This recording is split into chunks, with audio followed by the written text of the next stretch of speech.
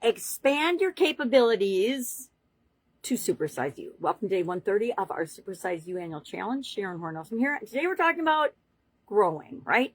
I'm trying to work on saying things in a much more simple, straightforward way. Expand your capabilities. Really? No, just get better at something. Acquire a skill that you think you should have or have been saying for years you want to learn, but you haven't learned yet. I think we talked about reading. Was it just yesterday? Readers are leaders. Read a book. That will expand your capabilities. Pick a high leverage skill or something that you've always wanted to do. If you want to, make it something fun. Maybe it's a hobby or a craft or a sport or something that you've always wanted to do. By learning a new skill, you remind yourself that our brains stay young by learning new things, by trying new things. It's called neuroplasticity, all it's more not simple things, but it's just the way our brain works. It's the pathways that our brain forms when we do new things and when we repeat. Sorry about my alarm. When we repeat and try to be a better version of ourselves. Just what this year's challenge is all about. How can I be a better me? A little bit every single day. And it's easy if we do one little thing every day. All of a sudden at the end of the year, we look back and we're like, oh my gosh, I'm an entirely different person in a good way than I was at the beginning of this year. And that's why this is the 9th year that I've done a challenge like this. I started out really small, trying to stretch my comfort zone. I think the first year was do one thing every day that scares you. And then I did love and I did fun and creativity and being a better version of yourself, things like that. And now this year's challenge is, of course, the Supersize You, meaning how can we become a bigger, better version of ourselves? And again, you get to define what supersize and bigger and better is for you. It might be you have more peace and calm in your life and are quieter, which people might not think that's supersizing, but if you've lived a lot of chaos, like some of us have, it's definitely awesome. So today, our challenge is, of course, going to be to choose one new skill that we're going to learn over the next 90 days and commit to that. And again, pick something that if you've ever caught yourself saying, oh, I should learn how to do that, or I should do that. My sister, one of the things that she wanted to master was our grandmother's, we have the same grandma, our grandmother's sugar cookies and cutout cookies. And she has totally done that, but she literally worked on it for years. The other thing was our grandmother's crabapple jelly recipe. She learned how to make the best crabapple jelly on the planet. And I made it with her not this year, but last year. And it was actually really fun. I don't know that I would do it by myself ever, but it was fun to do with her. So I got to master a new skill too, but I don't think I'm a master yet. I'm just a master at cutting crab apples. So pick something like that would light you up and make you happy and make you feel good in some way, shape, or form, or better in some way, shape, or form. And commit to doing that today. Share in the comments below what that's going to be for you. Now, we're also working on our SOAP framework today. And so I wanted to double up on this, the Eisenhower matrix. It's one of my favorite tools. And I was going to use it, then I wasn't going to use it because the thing I'm actually working on personally with respect to mental health and well-being is a relationship thing. And I'm like, well, it doesn't really fit with that. I've already picked it, but what action should I take? Because our step 3 of the SOAP framework is A for action. We want to take action. We have to take action to ever have anything happen in our lives, right? We can think and we can have the right mindset and we can do all of the right things in our head.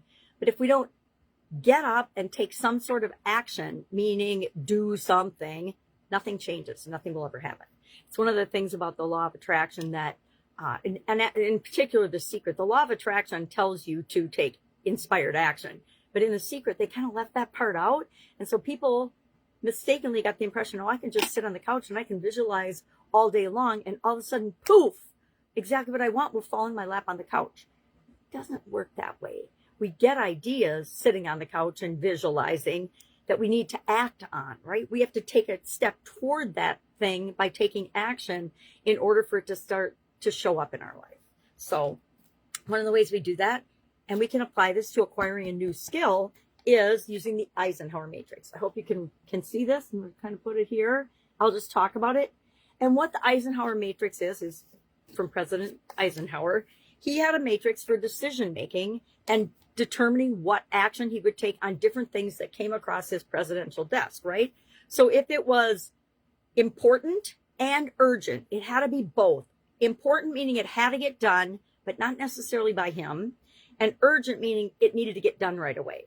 If that's the quadrant that it fell into, he would do it right away.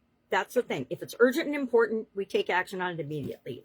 If it's important but not urgent, we can plan and schedule that. We can put it on our schedule. It's got to get done, but it's important that it gets done. It doesn't necessarily have to be done by me, and it doesn't necessarily have to be done right now. It's not that urgent. So it can just be scheduled, put on our schedule, because what we put on our schedules, guess what? It actually gets done. The things that we don't actually plan the time for, in my experience, seldom if ever get done. The next quadrant is not important, but urgent. You gotta eat. You gotta brush your teeth. Those things are urgent and important, but they don't, okay, that's not maybe a good example because we do need to do those things ourselves. So those are both urgent and important, right? We got to do them every day. Let's think of something that is not important, but it's pretty urgent. No, that's another, they're all personal ones, because what we want to do with those is we want to delegate those. It means it's got to get done again, but it doesn't necessarily, oh no, I said that wrong. I'm so sorry. It's not urgent. Okay, if it is important but not urgent, you delegate it. This is higher importance and urgency. If it's not important and not urgent, guess what? You just delete it from your list, and somebody else will pick up the slack, right? If it doesn't have to get done, it doesn't have to get done by you, and it doesn't have to get done by somebody on in your world or your team or in your family, just delete it. Don't even think about it anymore. Take it off your list of possibilities. I think I might have meat-axed that a little. I apologize. If you want more help with that and a better explanation, ask. I can take a picture of it and put it, oh, I can't, it'll be backwards. I can find an actual decent Eisenhower matrix and attach it as a comment if that would be helpful. But that is our action item today. Today we need to pick something and take action on it. Guess what? You could kill two birds with one stone. You could pick your action as a skill that you want to improve your mental health and well-being. Maybe you want to learn how to meditate. Maybe you want to read a book about being present, The Power of Now. Don't ask me his name. I can't remember right now, but I have it sitting on my bookshelf. That's a great book about being present. It's a really famous motivational speaker now, and I can't remember his name, but he literally sat on a park bench for 2 years and sat quietly and came up with the idea of being present and wrote a whole book about it. Excuse me. So ask yourself a couple of questions today. Again, I think I've said it 3 times at least now. What is something that you've said out loud or said in your head a lot? Oh, I should really learn how to do that. Or it's a skill or something I really want to learn how.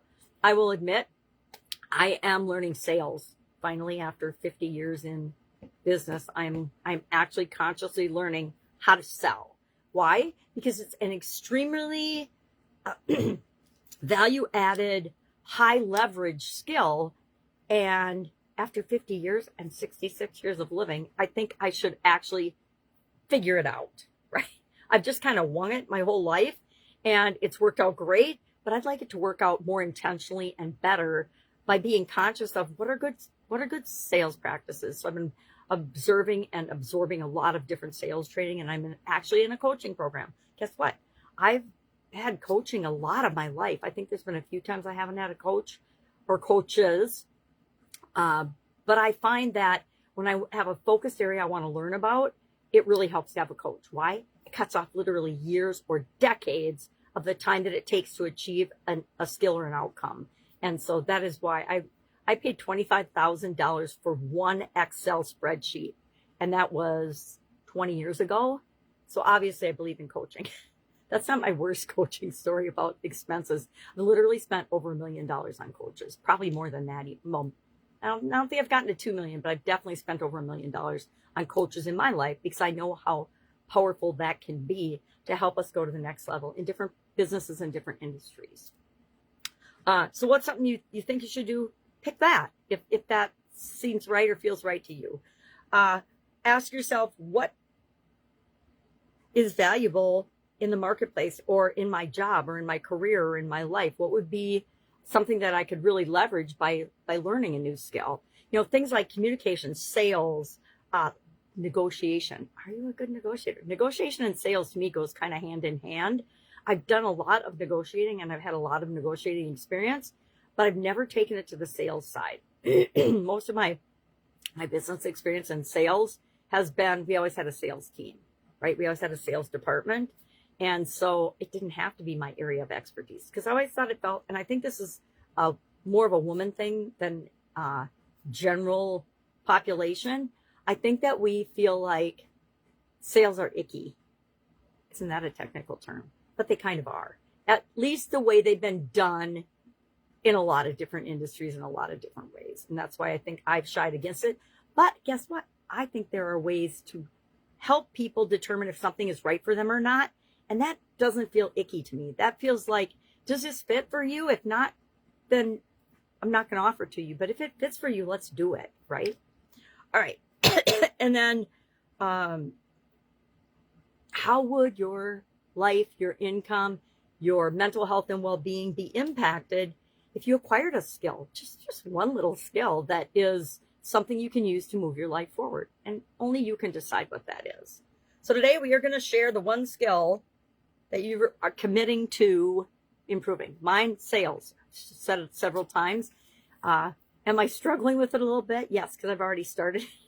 I'm getting there. I found I had to go all the way back to the coaching program I'm in and start at day one again and redo each of the steps. Because one thing I've learned over my decades of learning and growing and being coached is when you choose to follow somebody and learn their method, you follow it step by step by step and get the results that they are promising you. Because if you don't follow it step by step, you're not necessarily going to get the results. And then take the process and make it your own. And only tweak it a little bit at a time so that you still continue to get successful results, but you make it feel more like you, and you make it more authentic to who you really are. All right. Any questions about anything related to today's topic? Hit me up and ask. Otherwise, have an awesome day, and I will, of course, be with you tomorrow. Bye.